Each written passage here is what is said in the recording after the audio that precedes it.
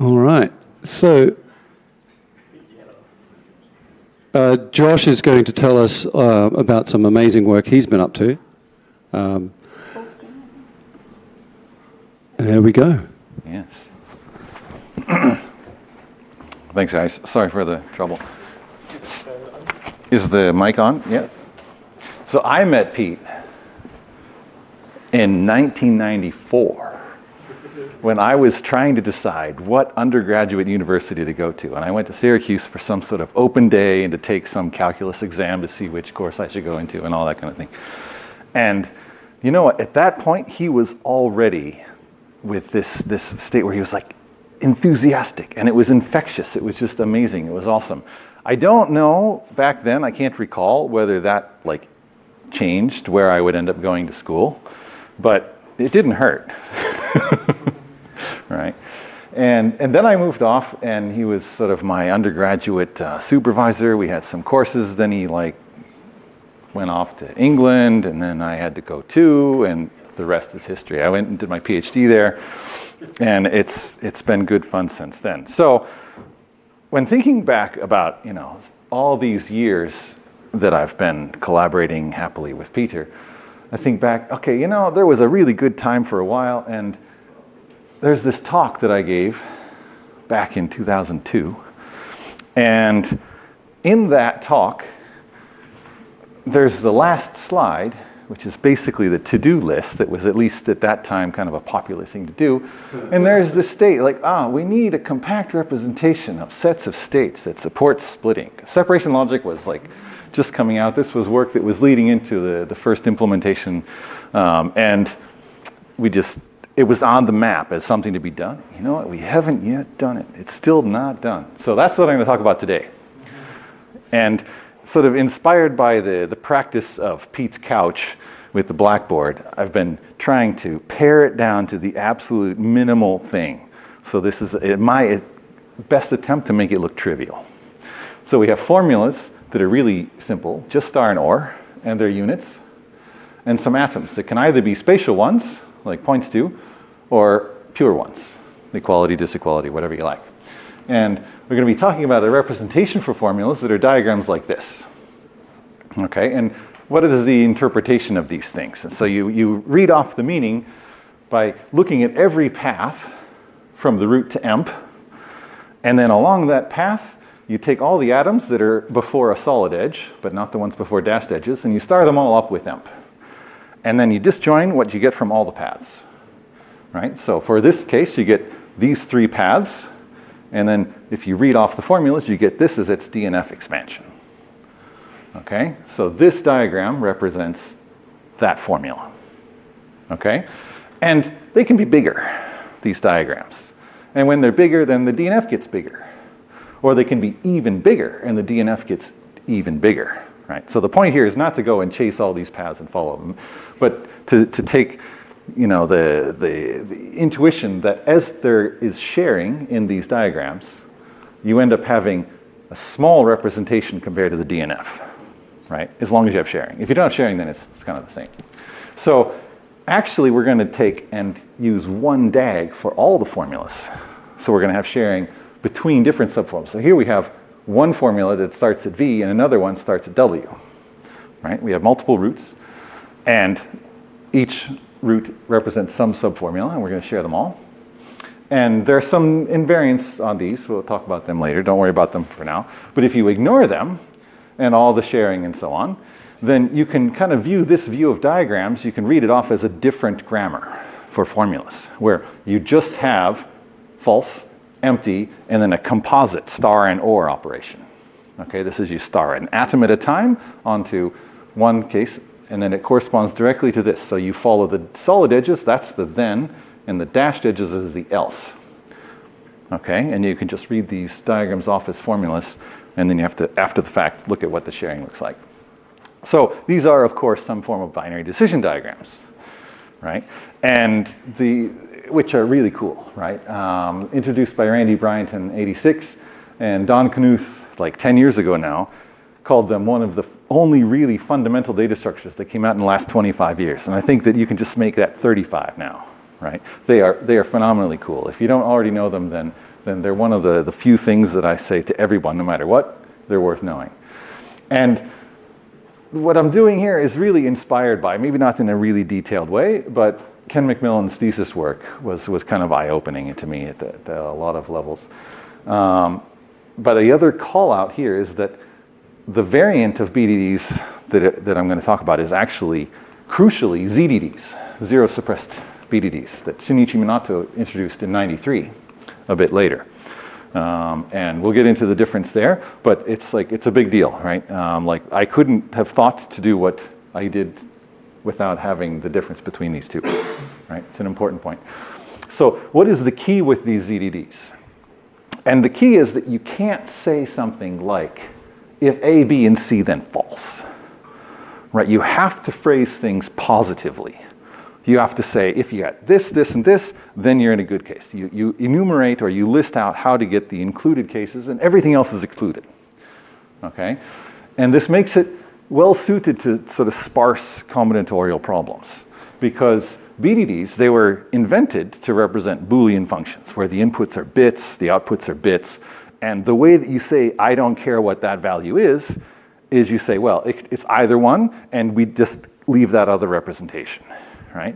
But the way I'm using these things, like, without bits, they're atomic formulas, and the way that you say that you don't care is you just don't have it. Okay, and ZDDs, the crucial difference is that it makes it so that that don't care case is the compact one. And so with ZDDs, you can have a huge possible space of these atomic formulas, and if you only mention a few, the representation is small. Whereas if you reformulated the whole thing as a BDD, you'd have to say every time, and all the atoms I don't have are really not there, and they'd be big. Okay, that's the crucial thing for this use. And you can naturally view these things as, these ZDDs as representing families of sets of elements, where here your family is just a set, right? Don't get categorical on me, it's just another set. And they're all really small, so no big deal. So the benefit of this kind of representation is that the size can be exponentially smaller than just enumerating all the cases, which in logic is just disjunctive normal form, right? And the standard detraction, right, the reason why it's not the only game in town for doing model checking, is that sometimes the size really does blow up, and it's like necessary. You're not just unlucky, but it's mandated by the invariance of the data structure. But my point at this level is that it's no worse than DNF, right? And why do we care about DNF? It's like, well, in precise heap analyzers, the state of the art is DNF. It's really that bad still, right? And this is true, you know, not for just tools based on separation logic that are crunching these formulas. Like tools that are based on first order structures, like TVLA has to deal with sets of Kripke structures to deal with the same thing. Automata tools, they have, like Forrester, deals with a set of Forrest automata for the same reason. Okay, in those cases, the Kripke relations in the automata, the accessibility relation there is to traverse the heap. It's not to explore the space of possibilities, right?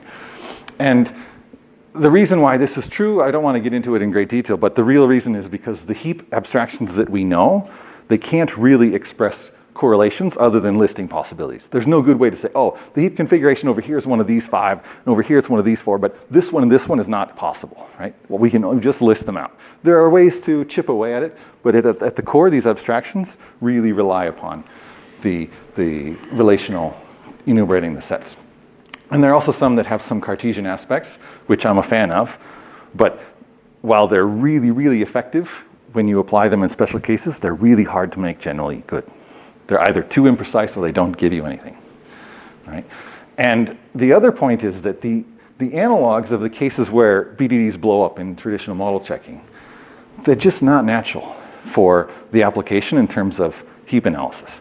Like you could write a n-bit multiplier where you have 1 bit in each heap cell, and then you would get the case and write a formula to express that circuit.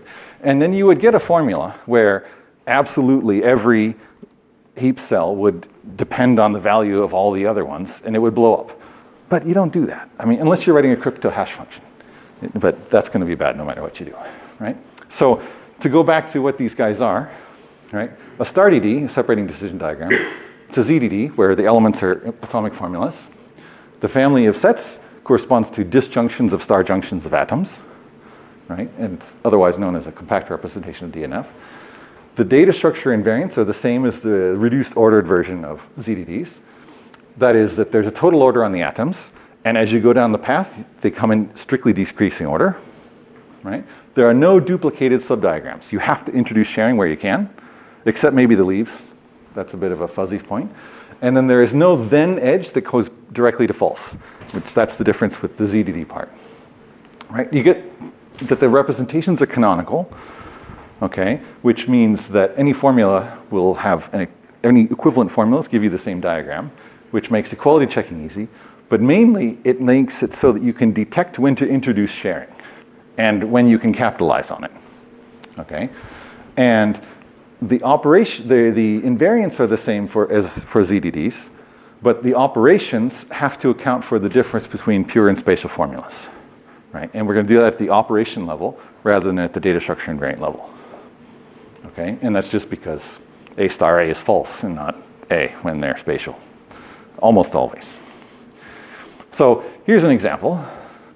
So here's an example disjunction. This is the second argument, and there we'll add the first one, and I'll draw a red line to point from the first argument to the second one. And to compute disjunction of these guys, what we do is we say, well, these operations, they always have the same basic form. You look at the two diagrams, you look at the top atom, and you compare them with respect to the order, right? And in this case, the first argument, it's higher, and so we just say, oh, you're just going to recurse into the else branch, okay? So we make a new node with the same then branch for this result, and we recurse. And now this guy is dashed because it's going to be the result of the else, right? And now when we compare the top atoms, they're the same. So we're going to recurse both ways, okay, then and else. So we make this new guy to be the answer. We have these two recursive calls. Look at the else one first, and we're in the same situation we were before. So we recurse again. And now we have in this situation where we just have false or Q, and well, that's Q, right? So we'll just put that edge in there. And we come back to the one we skipped, and we notice that actually, because we can just swap the order, and we just did that, we will reuse that result and just add this edge directly. Okay, so I'm writing this thing as a system of equations, but really it's a recursive function. And it's a recursive function where the recursive calls are memoized, right? So it's not that we're actually going and redoing the computation. We're directly seeing, we've already done this, and you just add the edge, okay? So the operations like disjunction, they walk down these diagrams, they build some new nodes, right? Maybe not a huge number of them, but in particular, you get reuse because of memoization that happens because you have sharing in the diagram. So it is not the same computation as if you were going through the DNF expansion. And there are some other cases that are just not very interesting, the diagram doesn't have. So separating conjunction is similar, right? The easy cases are as you would expect them. And the case where the left guy is higher, then you just sort of recurse again, and that's not so exciting. The key difference here is where you have the atoms being the same, the top atoms being the same, and then you have to distinguish between whether they're pure or spatial, right? And when they're spatial, the key thing is you don't have this disjunct, because that's the case where you have both A star T and A star T primed, and those two will annihilate each other, okay? And if we didn't have this spatial case, there is a standard ZDD operation that would be the same as this, called join, and the disjunction is actually the standard ZDD operation, which is kind of nice, because you don't want to do new things if you don't have to. So I won't go through a detailed example, but just point to a couple things here. So this one, say you're starring together these two formulas, and what we get is this is the answer. So things to note, this pure atom, we deduplicate it. We don't need to copy it twice, right? Which is coming from there. The branch that has X here gets annihilated because we see that we have it there. But crucially, this Z equals 0 does not conflict with Z points to, even though in all models they do, right? But the canonicity is going in a sort of uninterpreted form, right? The atoms are not interpreted. That's delayed to a later step. Okay, it's just the star OR structure that's being taken care of. So really, we want to use these things to do symbolic execution. And this is all completely old, but I'm going to go through it really fast just for context. So the small axioms tell you how to execute instructions or commands on their footprints, right? So X points to blank, goes to nothing. To apply it to general preconditions, we use frame, the frame rule here. And so what it means is that the crux of doing symbolic execution is to figure out what Q should be. So we're basically choosing what to cut on, right? So we need a solver for these kind of queries, right? Now we could just enumerate a DNF expansion and use the existing techniques for computing these frames. But no, you can do that much better. We can do it directly on the DD structure, okay? And I'm going to generalize it a little bit to give back the remainder as well, not just the frame. Okay, so here's an example, and I'm going to write these things as formulas without the diagrams because it's just too much. But then sometimes I'm going to just give named subformulas to highlight that they're sharing there. So the first rule for this form of frame inference here, where there's only an atom, is the case where the top atom on the left is higher, and in that case you just recurse, right? So we have here the same formula, and we recurse again because the top atom is still higher. Okay, now it matches, and we have a rule that just shuffles some bits around. Okay, and we can go back to the else case, and here the else is going to be false. It's just not written, and false is easy, right? And you combine the results back together, just starring things together, no big deal. Go back to the else, and we recurse again. It's the same rule that we saw. The top atom is lower or higher. And we see emp again. Emp is easy because you can't take anything away from emp. And now when we go back to the else case, we see, oh, we've already done this, right? So this, again, looks like a proof search, but actually it's a recursive function where the recursive calls are memoized. And so we're going to build this sharing there and come back. And again, for this case, the else case has also already been computed, right? So the thing to take away here is that when they're sharing in the formula for the left-hand side, it results in getting proof DAGs when you do the frame inference, right? So that when you have a compact formula representing a whole bunch of cases, you can traverse it a bit. You're not guaranteed that it's going to be better. The complexity, theoretically, the worst case is still exponential, like it was before, right? But you end up getting proof DAGs, and proof DAGs are really nice because they're small. Okay, and this is just recapping what was there. There is a way to generalize this easily to just having star junctions instead of atoms, and that's easy. It is possible to do that whole thing by DNF, but you can do it directly as well. I'm just going to flash this. There are a few things that are not great about that version of the story, which are called non-determinism, incompleteness, and junk.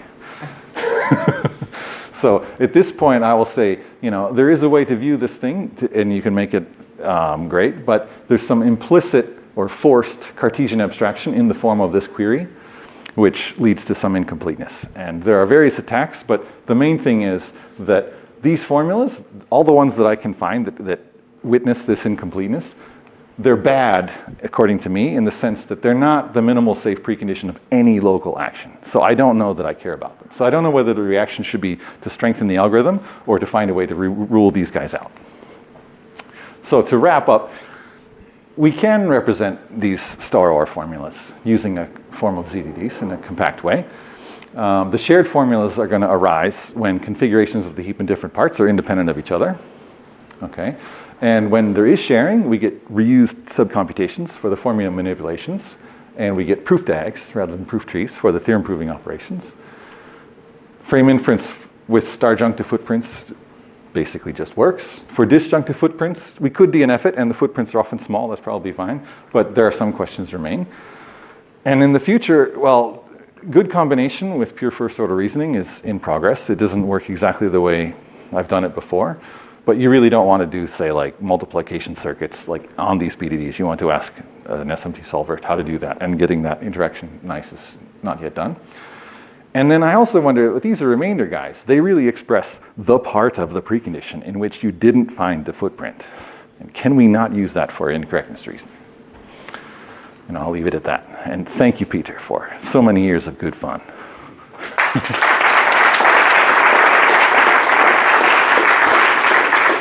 Thank you, Josh. So, Josh, we didn't publish, this is a two-part question. We didn't publish this thing, the spatial assertion workbench, back in the day, right? I mean, it was, We had the code was out there, but it became Smallfoot. But at the time we didn't, because we had absurdly high standards or something like that. Yeah, that too, yeah. Do you regret that, or do you blame me? Do you regret not publishing it at the time? So I wouldn't be who I was if I hadn't been trained to have high standards, right? I mean, one thing that you taught me is that, there's like, not explicitly, but there's this 80-20 rule where normally people say, oh, you can get 80% of the benefit by doing 20% of the work. But what I really learned is that you get 80% of the benefit when you get the last 20% of the way there. Because that's when the point when you actually understand what the hell you're doing and why, right? Like at the point when you understand it well enough to simplify it so that it looks trivial, like that's the end. And like, I don't know, if we had just published things earlier and then there was no more motivation to go on, then we might not be here. So the other part of the question is this compact representation stuff. Does this achieve what you were looking for back then, or does it achieve more or less or different? So it achieves what I had in mind, but my implementation is not yet sort of robust enough, shall we say. There are a few things, like especially this one, that I haven't been able to like just throw heaps of arbitrary C++ through it and say, yes, mission accomplished. So far, I'm encouraged, and these things really do come out to be small. And I've looked at a million lines of code and huge numbers of formulas, and like the cases where the sharing arises, I really expect it to be there, right? But I don't have a graph, right? I can't, I have intuition and hope, but not evidence, right? BDDs fell out of favor, and for good reason. So Yeah. why should I not be worried here? My intuition is that SAT solvers, they figured out particularly how to align search and the cache. Are you not going to fall victim to some of those same problems? So it could be that the next step is to also take, because before BDDs, model checking was an enumerative process. And after BDDs, then there was the SAT-based revolution, right? And it could be that the right thing to do is to say, oh, after we see this, to find a way to do SAT-based sort of stuff, but we're not there. Okay, so when that happens, then you get to say Byron was right, because I've been telling you that for 20 years. Yeah, okay. But, I get to say Byron was right, reasonably often anyway, so no big deal, right? Your frame inference looks like for me as a widening, and so you have two problems. One, it's not increasing or monotone, and second, you can improve it forever. So that might be the question that you have here. Yeah. Which So in a sense are unsolvable. Well, so here the ideal for frame inference is to basically satisfy Euclid's division lemma. To say that when you do this decomposition, you get exactly the right answer. You get exactly, like you can do the decomposition, put things back, and end up in the same state that you were before in terms of the logical, concretization. That is maybe only possible in these sort of cases. So I mean, I want to do my widening elsewhere. I don't want to do it in the basic manipulation to say, how do I execute my transformer, right? That's what I want. Maybe it's not possible, right? Also, for BDDs, there is a normal model that did the widening for BDDs, so maybe you could take inspiration, who knows? Yeah. There are some widenings on BDDs that I know that I am not going to follow along on, and maybe there are others. Some of them, no. We have time for one quick question. It's very quick. Do you have a paper on that somewhere? I haven't followed. No, okay. No, you're the first ones to see it. Any plan for a paper? I mean, I guess, if you want. Let's all thank Josh again. Thank you.